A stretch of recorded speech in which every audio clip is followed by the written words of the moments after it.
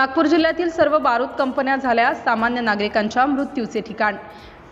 प्राप्त माहितीनुसार नवीन महिन्याचा नवीनच दिवस, सगळ्यांची आशा एकमेकाला रंग कसा लावायचा, पण रंग लागला रक्तांचा, रंग लागला मुलांच्या रक्तांच्या थेंबांचा। काटोल तहसीलमध्ये सगळ्या ठिकाणी शोकाकुल निर्माण झाले असून आई वडील असो या मूलबाळ असो सगळ्यांच्या डोळ्यांमध्ये फक्त आणि फक्त अश्रू निर्माण होते, ते म्हणजे याच बारूद फॅक्टरीमुळे। का प्रशासन कुठे गेलंय? का प्रशासन यावर कारवाई करत नाही? कुठेतरी प्रशासनाचा यांना साथ आहे का? कारण दरवर्षी एक सोनेरी किरण निघतो आणि एक ब्लास्ट होतो। अगदी 3 वर्ष झाले दरवर्षी ब्लास्ट होत आहे। गावातील गोरगरीब जळून भाजून मृत्युमुखी पडत आहेत, कोणी रडत आहे तर कोणी आपल्या जीवनाचा अंत याच ठिकाणी ठेवत आहे। अशी घटना महाराष्ट्रामधील सर्वच केंद्रबिंदू बनलेलं नागपूर आणि नागपूरमधील काटोल तहसील असो या अमरावती रोड असो याच ठिकाणी घडत आहे, परंतु कुठेच कंपन्यांना भीती राहिलेली नाही। सर्व मनमर्जी कारभार या नागपूरमधील काटोल कडमेश्वर तहसीलमध्ये चालू आहे। कंपन्यांच्या भोंगड कारभारामुळे पण मरण होत आहे, गोरगरिबांचं मरण होत आहे। लहान त्या मुलांच्या आईचं, ज्याची आई एका तुकड्यासाठी कंपनीच्या आहारी जात आहे। का माझं बाळ शिकावं, माझं बाळ जगावं। सिटी इंडिया न्यूजसाठी प्रतिनिधी अमोल पुरी, कॅमेरामॅन आयुष साठवणे। काटोल विधानसभा क्षेत्राचे आमदार चरणसिंगजी ठाकूर या ठिकाणी आलेले आहे। तर सर, या ठिकाणी किती प्रकारे मृत्युमुखी झाले? 15 बॉड्या गेले। सर, वारंवार नागपूर जिल्ह्यातच आणि या बारूद फॅक्टरी म्हटली म्हणजे ती आता स्फोट होण्याकरताच आहे, अशा पद्धतीचं आता लोकांची धारणा झालेली आहे। कारण की हे लोक पाहिजे त्या प्रमाणामध्ये काळजी घेत नाही आहे। ती काळजी त्यांनी घेतली पाहिजे, त्यांना प्रशिक्षित केलं पाहिजे, त्यांना सगळ्या प्रकारच्या सुविधा या ठिकाणी दिल्या पाहिजे। येण्याकरताच या ठिकाणी रस्ता नसेल तर त्या पेशंटचं काय करणार आहे, हा विषय पहिले महत्त्वाचा आहे। काही महिला वर्गांनी सर या ठिकाणी जर म्हटलं गेलं की सेफ्टी बेल्ट, सेफ्टी ड्रेस नाही, सेफ्टी बूट, सगळं मी तेच सांगून राहिलो आहे ना की त्यांच्याकरता ज्या सुविधा केल्या पाहिजे त्या नाही आहे। सर, याच्यावर कठोर कारवाई झाली पाहिजे, कठोर झाली पाहिजे। 15 कुटुंब आज उद्ध्वस्त झाले, त्याचं काही मोल त्यांना त्या ठिकाणी शिक्षणच कळलं पाहिजे। अधिवेशनामध्ये हा मुद्दा 100% सुधाकर उपरकर हे तर खूपच आहे सर। आता येता यायला सर बाईचं मत चिरवलं सर ते। हा, बाईला येता येवायला त्याला टॉर्चर केलं, त्या लाजा शर्मा काढते सर सुपरवायझर, पांडे सर आहे एक सर त्याच्यामध्ये। म्हणजे त्यांचं उपरकर आणि पांडे हे 2 सुपरवायझर महिलांवर अत्याचार करते सर। हे 2 सुपरवायझर अत्याचार जास्त करते सर ते, आणि 50चे टार्गेट मागते। जर 50च्या वर 50 जर नाही झाले तर घरी बसा म्हणते सर। 55-56 काय म्हटलं? 55-56 डबे लागतात आम्हाला। 55 ते 56 आज जो इथे हादसा झालाय तो हा टार्गेट नुसारच झाला असं काय म्हटलं? टार्गेट नुसारच। या महिला पण आहे आणि या मिस्टर यांचे दिसत नाही, महिला रडत आहे।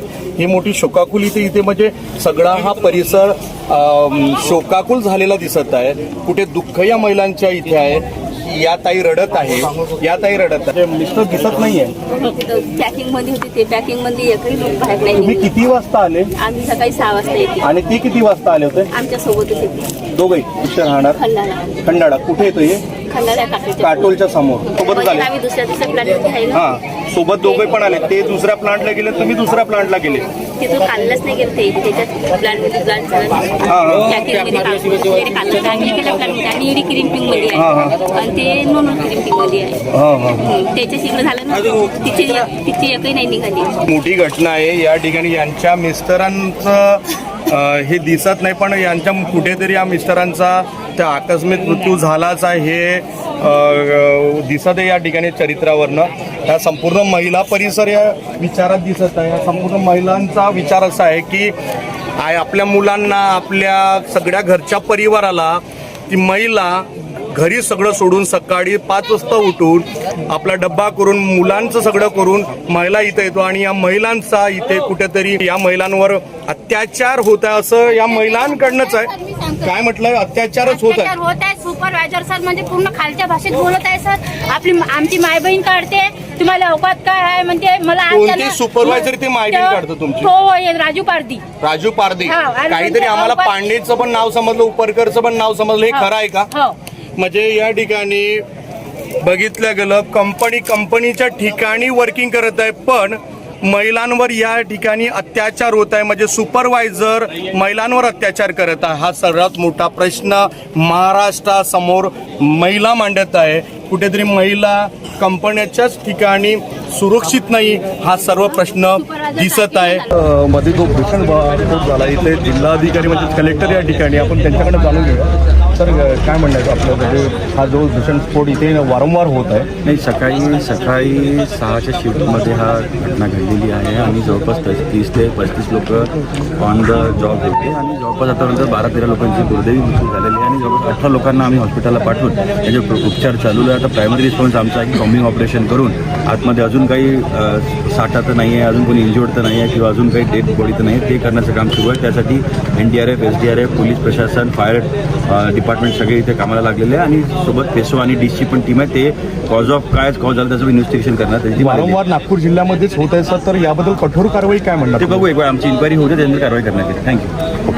10 वाजता डब्बा करून 7 वाजता कंपनीमध्ये यायचं का, की टार्गेट कंप्लीट झालं पाहिजे? आपण महिला वर्गांकडनं जाणून घेऊया की ताई, मला तुम्ही सांगा, या ठिकाणी तुम्हाला सेफ्टी मिळत होती का? नाही सर, सेफ्टीचा विषयच नाही, काहीच मिळत तुम्ही नव्हते. मग त्यासाठी तुम्ही झुंज नाही देत होते का? मुलांना सर बोलले सर, पण काही लक्ष नाही देत सर कोणीच. म्हणजे कोण लक्ष नाही देतो? तुम्ही कोणाला? Supervisor supervisor Sudhakar sir, Sudhakar पण आम्ही असं अजून म्हटलं नाही. कंप्लेंट तुम्ही कुठे केली नाही का? आम्हाला वरून आलो म्हणते. महिला तुम्ही कंप्लेंट केली तर त्याच्यावर तुमच्या कंप्लेंटला कुठे तुम्ही ज्या प्रकारे मुख्यमंत्र्यांच्या बहिणी या म्हटल्या गेलं, पण याच्यावर या ठिकाणी अत्याचारवर अत्याचार होत होऊन राहिले सर. हो, या ठिकाणी आणि तो अत्याचार कोणी केला असं तुम्हाला वाटते? सुपरवायझर हे अत्याचार करत होते. सुपरवायझर सगळ्यात मोठी शोक गोष्ट अशी आहे की या कंपनीमध्ये अत्याचार होत सेफ्टीसाठी 5 वर्षापासून तुम्ही सेफ्टीसाठी बोलत होते, पण या लोकांना कूलर सुद्धा नाहीये. आम्हाला असंही कळण्यात आलं का या ठिकाणी ओव्हरडोस जास्त देण्यात येत होता. ही खरी गोष्ट आहे का? म्हणजे या ठिकाणी तुमचं पूर्ण आक्रोश मॅनेजरला आणि सुपरवायझर